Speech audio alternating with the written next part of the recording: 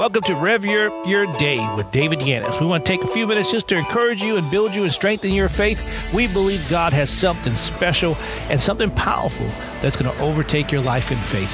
Today, our guest is our good friend, Miss Charity Bradshaw with CharityBradshaw.com. A great speaker, a woman of faith, a woman that's going to help encourage and bless your life. So take a few minutes to let Charity be a blessing to you. Hello, this is Charity Bradshaw of CharityBradshaw.com. I've got a little thought to share with you today.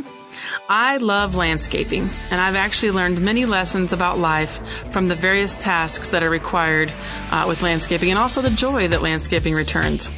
One thing that resonated with me today while I was working in the trenches of my next book is that the things that offer the longest lifespan of return on investment have the largest upfront costs. Starting and raising a fruit tree takes years of cultivation, perseverance, watering, pruning, even sheltering. But if I ever want to eat of its fruit, I must do the work. But when the work is done, it's done. The tree will provide fruit for years and years, possibly even beyond my lifetime, with little to no effort on my part. However, if I thought it was too much work or too steep an investment, I would actually be signing myself for much more toil and work later. I would have to plow, plant, water, and harvest every year just to survive.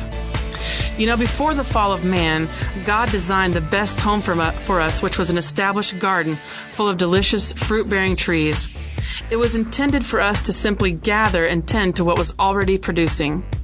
It wasn't until after the fall, when Adam and Eve were kicked out of the garden, that we had to actually put our hand to the plow and work the soil. You know, I always like to say that growing of vegetables is a result of the fall of man. We would not have to eat vegetables if it wasn't for them.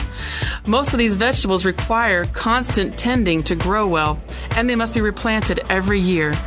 They only leave behind the seeds to produce more of themselves, rather than a hardy tree doing all of the work. The fruit tree not only represents return on investment financially, but also legacy. By creating and nurturing our resources now, we build our legacy. In doing that, we will be able to launch generations after us further than where we started. We will gain territory in the marketplace and have the honor of being blessed to be a blessing. Remember the lifespan of the return when you're in a season of investment, and don't run from the work. Taking the shortcut now will only rob your future. Choose your investments wisely, remain diligent in their details, and they will provide a resource stream that extends far beyond you.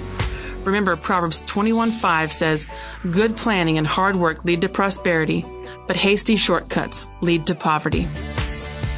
Thank you for listening to Rev Up Your Day with David Yannis. For more information about our ministry and what we do and how things are happening, just visit us at davidyannisministries.com. Again, thank you for listening, and visit us again at davidyannisministries.com.